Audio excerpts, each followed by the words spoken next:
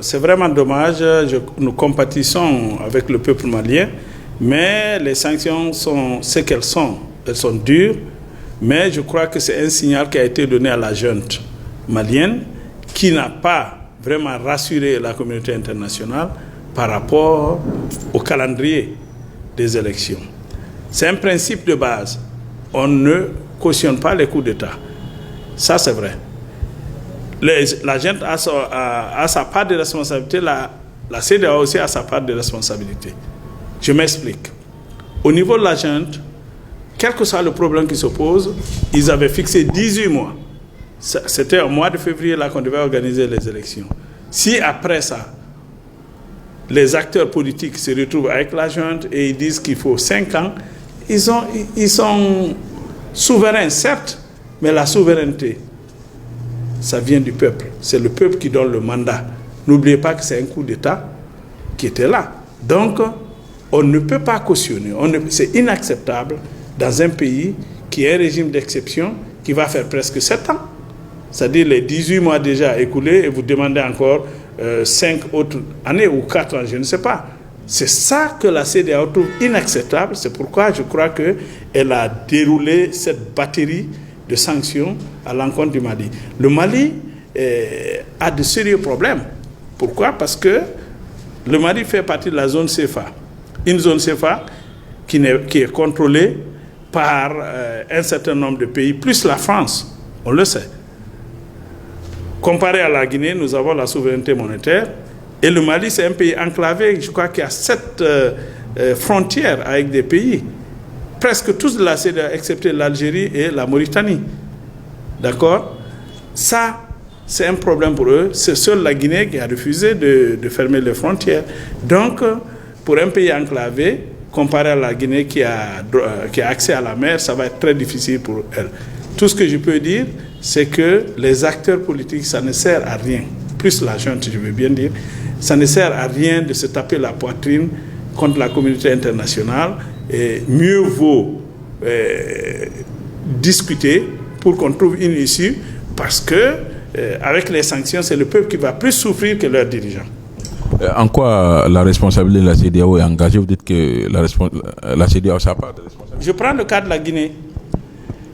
Quand l'ancien président a opéré au coup d'État constitutionnel, la CEDEAO aurait dû prendre les mêmes sanctions maintenant. Par exemple, refuser qu'il ait un 3e mandat et s'il le faut, fermer les frontières et on allait le dissuader de le faire. C'est ce qui a amené chez nous ici aussi le coup d'État. Donc, il ne suffit pas simplement d'être contre les coups d'État militaires, il faut être contre les coups d'État constitutionnels aussi. Voilà ce qui se passe. Et un État démocratique, on doit pouvoir respecter le droit de tout un chacun, y compris les minorités. Ce n'est pas parce que vous pouvez avoir une majorité absolue que vous allez écraser tout le monde. Voilà. Vous, en tant qu'ancien député de la CEDEAO, qu'est-ce que vous proposez pour sortir de cette situation, c'est-à-dire le bras de fer entre la CEDEAO et le Mali, la junte malienne? C'est le dialogue. La diplomatie ne crée pas les problèmes, la diplomatie règle les problèmes et anticipe sur les problèmes. C'est le dialogue. C'est-à-dire les acteurs maliens, le président de la transition malienne, et je veux dire par là le gouvernement malien, doit pouvoir discuter avec la CEDEAO de commun accord pour qu'on trouve un délai acceptable. N'oubliez pas que l'Algérie, par exemple, qui dit qu'elle ne va pas fermer la frontière avec le Mali, qu'est-ce qu'elle dit? Elle espère que dans un an, tous les problèmes seront réglés, qu'il y aurait qu'ils vont avoir des élections libres et transparentes. Dans un an. Ça veut dire qu'au-delà d'un an, ils sont aussi capables de fermer. Et la Mauritanie, qui n'a rien dit encore, qui dit simplement, certainement, j'ai ouï dire qu'elle ne va pas fermer. Est-ce qu'elle va, elle aussi, accepter cela? Et la partie nord du Mali, si on ne prend garde, ça risque d'être comme la Somalie. C'est-à-dire, ce sont des gens qui n'ont rien de commun avec ceux du sud.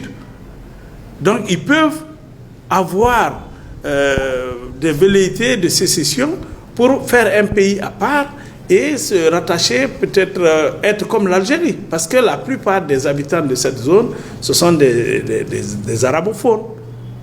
Comprenez? Donc, moi, je crois que le Mali, les dirigeants maliens doivent pouvoir discuter avec la CEDEAO pour trouver une issue favorable, pour ne pas que ça impacte trop le Mali. Sinon, c'est la population qui va souffrir et nous en parlerons dans les jours à venir. Que répondez-vous à ceux qui estiment que la CEDEAO a la main trop lourde, que ces sanctions sont vraiment sévères?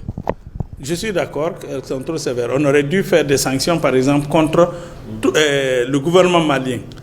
Embargo total, c'est-à-dire ni le président, ni son premier ministre, ni aucun membre du gouvernement, sauf un seul médiateur peut-être qui pourrait faire les va-et-vient entre eux et dire que vous ne sortez pas, vous n'irez nulle part et partout on vous voit en dehors d'ici, on me fait un mandat pour arrêt. On peut vous arrêter. On peut le faire. Hein? Si on le faisait, c'est la pression qu'on mettait sur les dirigeants, pas sur le peuple. Mais cette fois-ci, avec ces différentes sanctions, des sanctions économiques très lourdes, mais le Mali risque d'être un État il y aura le chaos si on ne prend garde. Les gens pensent que c'est facile. Hein, le populisme, comme on appelle... on a vu des dictatures ici, dans le passé, qui disaient que, écoutez, on est souverain, on peut faire ce qu'on veut, on s'allie au bloc de l'Est. Ils ont tendance à s'allier au bloc de l'Est. Je prends le cas de la Guinée. Les plus grands investisseurs en Guinée sont les Chinois. La plupart, n'est-ce pas? Est-ce qu'ils ont empêché le coup d'État? C'est eux qui avaient l'économie. Non. Donc, c'est la même chose qui va se passer et qui se passe actuellement au Mali, je crois. Donc, la meilleure façon, la meilleure solution pour eux, c'est de trouver une issue en négociant.